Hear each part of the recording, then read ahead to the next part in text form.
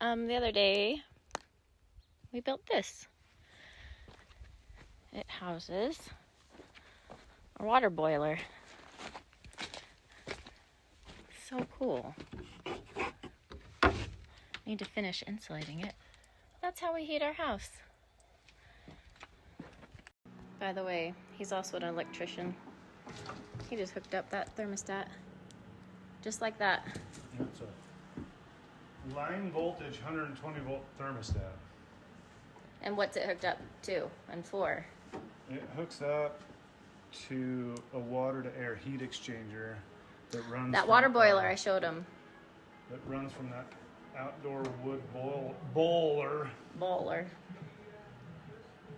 and now it can turn off when it's too dang hot. Too dang hot.